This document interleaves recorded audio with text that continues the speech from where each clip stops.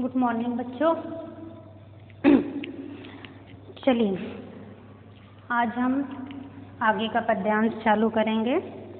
शायद ये 8 नंबर का होगा अपना, बाकी जितने पद्यांश है वो हो गए हैं और उम्मीद करती हूँ बेटा आप लोग लिख भी लिए होंगे। लिख लिए आप लोग ने, मैंने आपको सेंड कर दिए थे। बेटा लिखना तो एक अलग बात है ना, आप लोग से सेल्फ भी ये बनने चाहिए, उनका जो अनुवाद है आपसे बनना चाहिए। तो आप लोग रिवाइज भी करते जाइए और रिवाइज करने के साथ चूँकि अब मैंने आपको भेज दिया है तो आप उसे देखकर जहाँ आपकी त्रुटि हो आप उसे देखकर सुधार कर सकते हैं।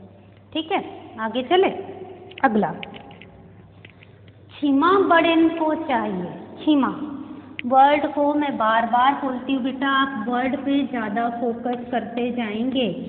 ठीक है, क्षमा बड़न को चाहिए। बड़न को चाहिए, छोटन को उत्पात। छोटन को उत्पात, उत्पात। ठीक, का हरि रहीम का रहीम हरि को घटियो। का रहीम हरि को घटियो, जो भृगु मारी लात। क्षमा बड़न को चाहिए, छोटन को उत्पात। बन गया आपसे, क्षमा बड़न को चाहिए, छोटन को उत्पात। का रहीम हरि को घटियो। का रहीम हरि को घटियो, घटियो, जो भृगु मारी लात। क्लियर है? मीनिंग देखिए बेटा, यहाँ पे क्षमा क्षमा, ठीक है, माफी देना। बड़े मतलब बड़े व्यक्ति। अब यहाँ बड़े व्यक्ति से आशय है सज्जन। ठीक है, उम्र में भी बड़े होंगे, हमारे अनुभव में भी हमसे बड़े होंगे। उत्पात गलतियां या उपद्रव जिसे हम कहते हैं, गलतियां या उपद्रव जो हम छोटे लोग मस्ती करते हैं उसे। घटियो घटना, घटना मतलब कम होना। क्लियर? भृगु ये बेटा एक ऋषि है ना, ये ऋषि का नाम है भृगु, भृगु ऋषि। इनके बारे में यानी भृगु ऋषि के ही बारे में यहाँ पर जो रहीम जी है उन्होंने बताए हैं। आपने मीनिंग लिख लिए हैं, ठीक, अर्थ लेके चलो, फिर मैं आपको भृगु ऋषि के बारे में भी बताऊंगी। रहीम दास जी कहते हैं कि क्षमा बड़ेन को चाहिए, मतलब बड़े लोगों का जो आचरण है वो हमेशा क्षमा करने योग्य होना चाहिए। बड़े लोगों का आचरण हमेशा क्षमा करने योग्य होना चाहिए, इसी में उनका बड़प्पन है। मतलब छोटों के द्वारा यदि कोई गलती हो भी जाए तो बड़े व्यक्ति का क्या कर्तव्य बनता है कि वह उनकी गलतियों को नकार दे और उसे माफ कर दे। ठीक है, तो यहाँ पर रहीम जी यही कह रहे हैं कि बड़े व्यक्तियों की जो शोभा है वो क्षमा करने में ही होती है। ठीक है, छोटन को उत्पात मतलब छोटों के द्वारा कोई गलतियाँ या उपद्रव यदि किया जाए तो उसे बड़े लोगों को क्षमा कर देना चाहिए।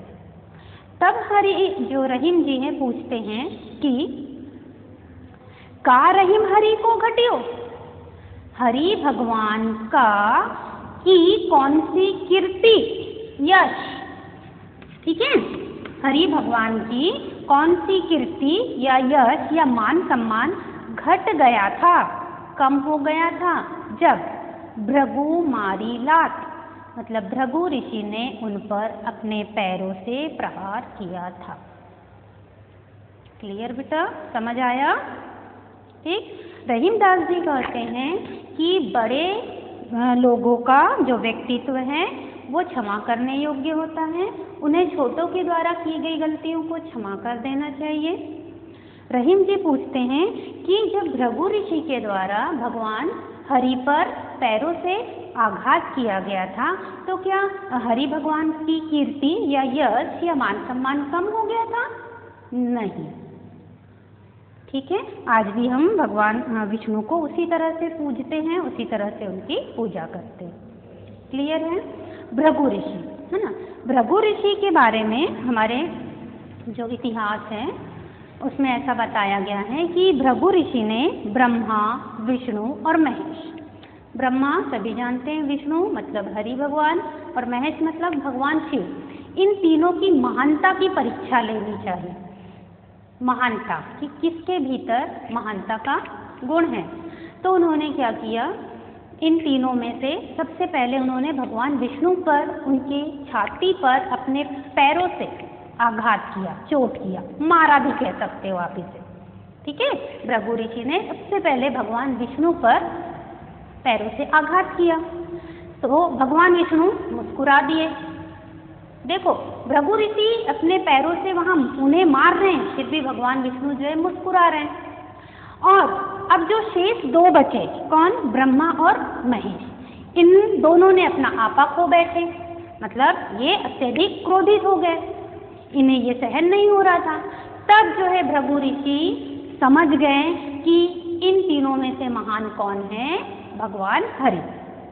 ठीक है, क्योंकि जब महेश और ब्रह्मा ने जब अपना आपा खो दिए तो भृगु जो है ऋषि, वो खुद ही समझ गए कि अब इन दोनों पर मुझे पैरों से आघात करने की आवश्यकता नहीं है, इनकी परीक्षा तो बिना आघात किए ही हो गई। तो इन तीनों में वे पहचान गए, उनको इसका जवाब मिल गया कि इन तीनों में सबसे महान कौन है? भगवान विष्णु। ठीक है, हमारे पुराणों में जो ऋषि भृगु हैं उनकी यही कथा प्रचलित है। ठीक हो गया। रहीमदास जी कहते हैं कि बड़ों का व्यक्तित्व क्षमा करने के योग्य होता है, उन्हें अपने छोटों के द्वारा की गई गलतियों को क्षमा कर देना चाहिए। ठीक वैसे ही जैसे भगवान विष्णु ने भृगु ऋषि की गलती को क्षमा कर दिया था। तो वही रहीमदास जी पूछते हैं कि क्या भगवान हरि का कोई मान सम्मान कम हो गया? क्या उन्हें हम लोग अब पूजते नहीं हैं जब उन पर भृगु ऋषि ने अपने पैरों से आघात किया था? समझ आ गया होगा बेटा। नेक्स्ट चले अपन, टूटे सुजन मनाइए। टूटे सुजन मनाइए, जाओ टूटे 100 बार। मिल गया आपको? टूटे सुजन मनाइए, जाओ टूटे 100 बार। रही मन फिरी फिरी पोइए, रही मन फिरी फिरी पोइए, टूटे मुक्ता हार। क्लियर है?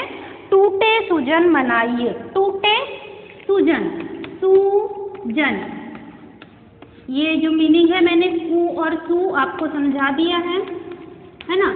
सुजन, जन यानी लोग, सु यानी अच्छे, मतलब अच्छे लोग। अब ये अच्छे लोग कौन बेटा? सज्जन।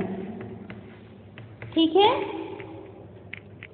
सुजन मनाइए, मनाइए की मीनिंग आपको तो बन ही जाएगी, इसे मुझे बताने की जरूरत नहीं है। जाओ टूटे 100 बार, जाओ टूटे 100 बार, यहाँ पे भी किसी की मीनिंग हमें लिखने की जरूरत नहीं है।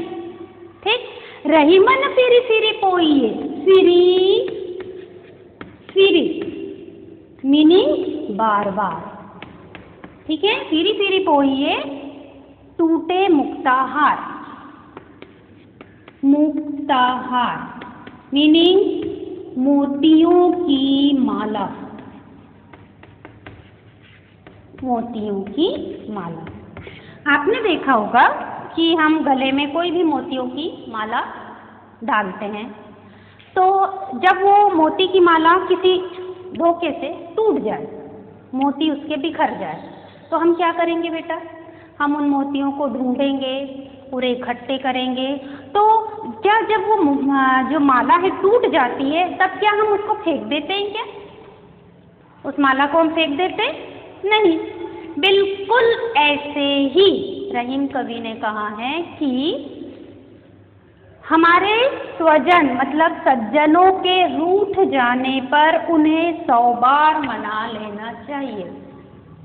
हमारे सज्जनों के रूठ जाने पर उन्हें 100 बार मना लेना चाहिए।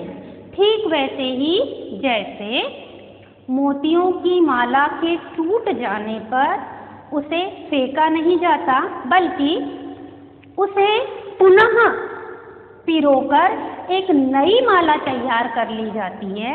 उसी प्रकार सज्जनों को मना लेना चाहिए। ठीक है, ये सज्जन वे होते हैं बेटा जो हमें हमारे जीवन में आने वाली कठिनाइयाँ, जितनी भी जो भी परेशानियाँ वगैरह हमें आती है, तो हमें उस परेशानियों से रास्ता दिखाने का कार्य करते हैं। ये जो स्वजन हैं, ये हमारे घर के बड़े व्यक्ति भी हो सकते हैं।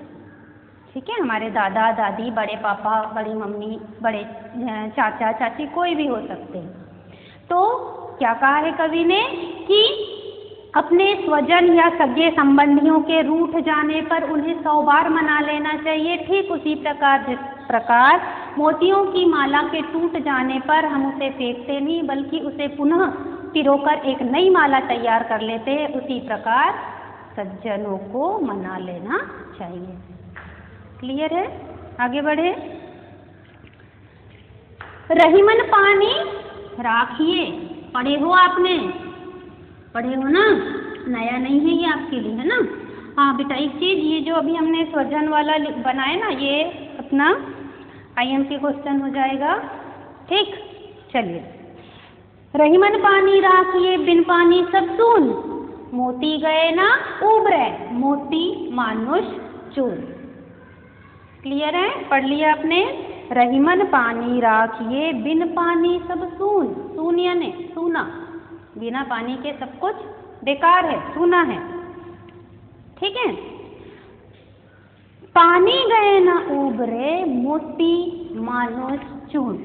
यहाँ पर जो वर्ड है 3 सबसे महत्वपूर्ण है, मोती, मानुष और चून। ये चून बेटा बड़ा ऊ की मात्रा है। हाँ, मोती सबने देखे हैं। ठीक है, यहाँ पर मोती का जो आशय है वो चमक से है। क्लियर? मनुष्य, मनुष्य का यहाँ जो आशय है उसकी इज्जत से है। ठीक, और चूना, चूना, चूना हम इसे आटा भी बोल सकते हैं। आपने देखे होंगे हमारे घर में आटा होता है। अब वो आटा तब तक आपके काम का नहीं है जब तक आप उसे पानी से गूंथोगे नहीं, तब तक ये रोटी नहीं बनेगी, है ना। तो या फिर चूना के अर्थ में यदि हम ले तो हम देखे होंगे, हमने घर में पुताई करने के लिए जब हम चूना लाते हैं तो क्या जैसा हम ले आते हैं वैसी पुताई चालू हो जाती है? नहीं, पहले क्या करते हैं हम, जब तक उसमें पानी नहीं मिलाएंगे वो किसी भी काम का नहीं है। ठीक है, तो यहाँ चून, तो उसका जो मीनिंग है वो पानी से ही आएगा। यहाँ पर पानी के अनेक अर्थ है बेटा।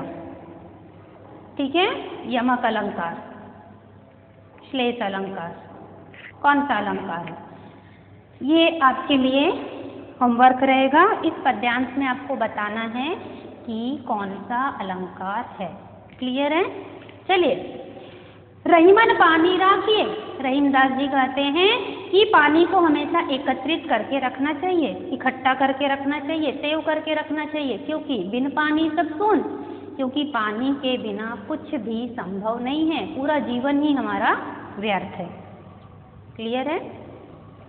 आगे, पानी गए ना उबरे, मोती मानुष चून, क्योंकि पानी के बिना मोती में चमक नहीं आ सकती। मोती कहाँ से मिलता है आपको? समुद्र से, समुद्र के भीतर रहता है। तो जब तक वो जो मोती है पानी में है तब तक ही, तभी उसमें क्या आएगी? चमक। मनुष्य में इज्जत के रूप में और चूना में पानी के रूप में। ठीक है, तो रहीम कवि कहते हैं कि पानी को एकत्रित करके रखना चाहिए, क्योंकि बिना पानी के सब सूना है। पानी के बिना मोती में चमक नहीं होती, मनुष्य में इज्जत नहीं होती, और बिना पानी के चूना किसी भी काम का नहीं है। क्लियर? आगे बढ़ें। चलिए आगे, थोड़ा सा ये भी अच्छा वाला है बेटा, इसे भी अच्छे से पढ़ लेना, है ना। मथत मथत, नेक्स्ट वाला देखिए बेटा आप लोग। मथत मथत माखन रहे, मथत मीनिंग मथत मीनिंग माथना। माथना शब्द समझते हो बेटा? आपने कहीं देखे, यस, जिसने भी श्री कृष्णा सीरियल देखा होगा या जो गांव से रिलेटेड होंगे बेटा वो तो जनरली इसे जानते हैं ना। जो दही या मही से ऐसे करने की एक प्रक्रिया होती है, आपने देखे होंगे यशोदा मैया एक मटके में ऐसे करती रहती हैं, है ना। तो इस प्रकार की प्रक्रिया करने से क्या होता है, एक जो वाइट सफ़ेद रंग का कुछ पदार्थ है वो उसकी सतह पे धीरे धीरे इकट्ठा होने लगता है। धीरे धीरे, पूरा इकट्ठे नहीं, थोड़ा थोड़ा करके इकट्ठा होने लगता है। फिर यशोदा माता क्या करती, उसे निकालती थी और कृष्ण को दे देती थी। मालूम है वो क्या है? माखन, है ना। फिर उस माखन से क्या बनाया जाता है बेटा, पता है क्या आपको? पता है? घी बनाया जाता है। ठीक है, उसे गरम करके फिर घी बनाया जाता है। तो ये जो मथत है ये माथने की क्रिया है, जो हम इस प्रकार से करते हैं वो माथने की क्रिया। मथत मथत माखन रहे, दही मही बिलगाय, दही मही बिलगाय, बिलगाय बिलगाय, बिलगाय इसकी मीनिंग होती है बेटा अलग करना, अलग करना। हम जब दही या मही से सिर्फ जब हम प्रोसेस करते हैं तो इससे क्या होता है, मही जो है एक तरफ हो जाता है और उसका जो सफ़ेद गाढ़ा जो पदार्थ है वो ऊपर आके जमा हो जाता है, यानी दोनों कैसे हो गए, अलग अलग हो गए। ठीक है, मथत मथत माखन रहे, दही मही बिलगाय, रहीमन सोई मीत है, रहीमन सोई मीत है, भीर पड़े ठहराए। मीत, मीत यानी मात्रा देख लेना बेटा थोड़ा सा, है ना। चलिए, मीत यानी पता है ना, मित्र। ठीक है, ठहराए मतलब ठहरना। ठीक, और कोई मीनिंग है वहां पे देख लीजिए बेटा। भीर, भीर मतलब संकट के समय, संकट के समय। क्लियर।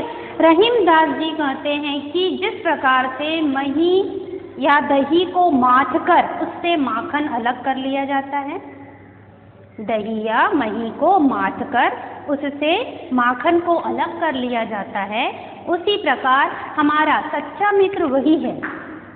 ठीक है, उसी प्रकार हमारा सच्चा मित्र वही है जो उस संकट के समय भी हमारे साथ डट कर खड़ा रहता है।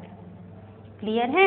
जब हम वो माथने की जब क्रिया करते हैं तो उसमें जो माखन वाला जो पदार्थ है वो थोड़ा थोड़ा थोड़ा थोड़ा करके सारा इकट्ठा हो जाता है। ऐसा नहीं कि पूरा फैल जाएगा, पूरा थोड़ा थोड़ा थोड़ा थोड़ा आके वो बीच में एकत्रित हो जाता है। अब सोचो वो जो प्रक्रिया जो हो रही है उसमें, उसी को तो हम संकट काल कहेंगे, विपत्ति वाला समय बोलेंगे। कोई इधर हो रहा है, कोई उधर हो रहा है, लेकिन उस पूरी प्रक्रिया में सारे जाके इकट्ठे, पूरा इकट्ठे जमा हो रहा है। तो यही सच्चा मित्र की भी पहचान होती है कि आपके जीवन में कितनी भी किसी भी प्रकार की मुसीबत आए, यदि वो आपके साथ डटकर खड़ा है तो वही आपका सच्चा मित्र है।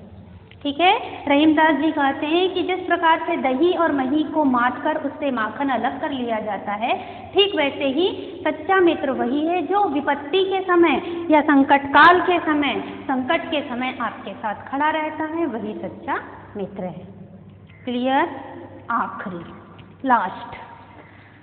बेटा समझ आ रहा है ना आप लोग को, है ना? मुझे बताना जरा, कोई प्रॉब्लम तो नहीं हो रही है आपको?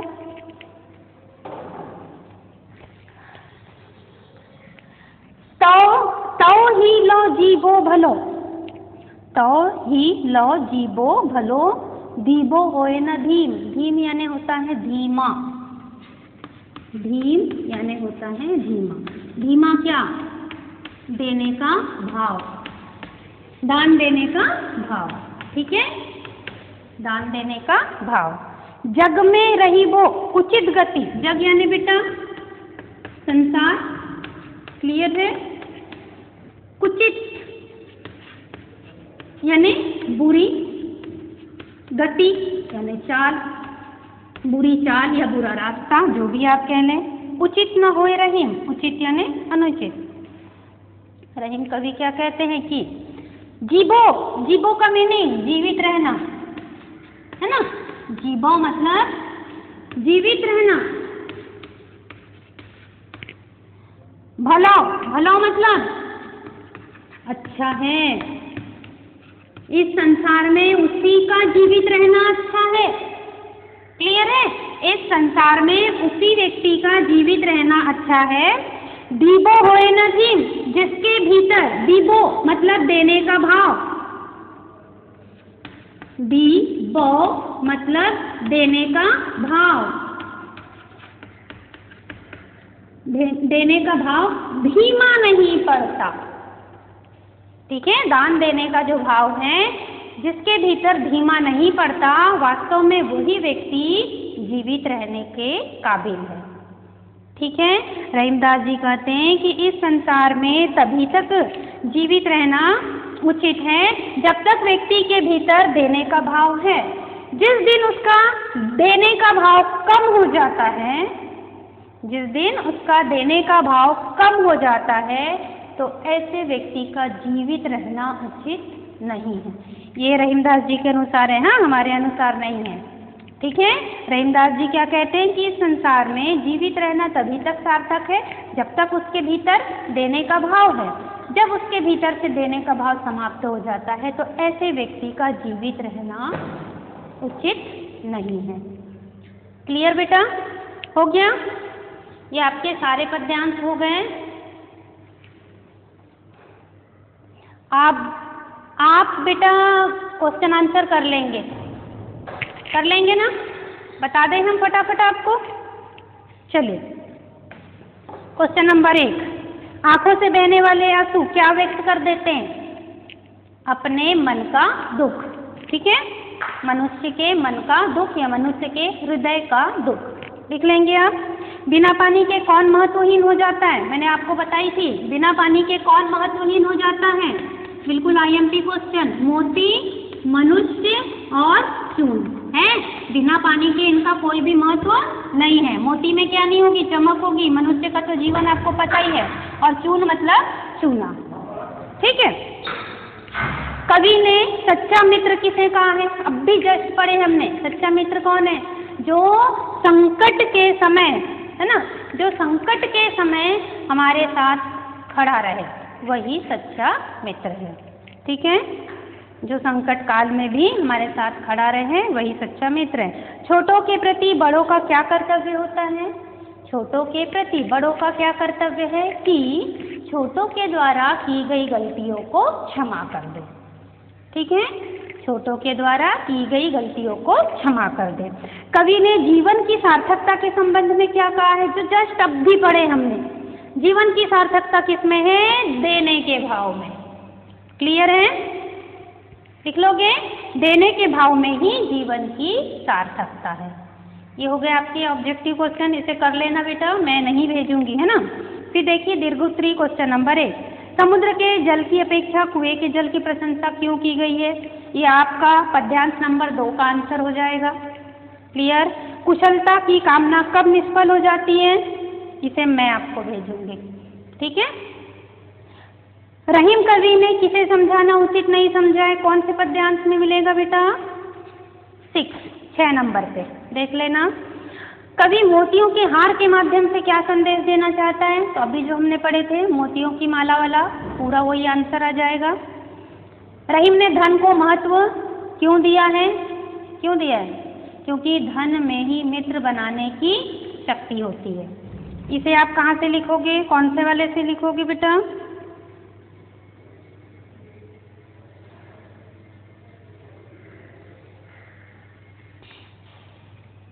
धन से ही मित्र बनाने की शक्ति होती है ना। लोग भरम हम पे धरे याते नीचे नैन, कहाँ मिला था हमको? शायद 7 नंबर में मिला था, है ना। ठीक है, तो 7 का इसमें पूरा अर्थ आ जाएगा। भाव पल्लवन हम कर चुके।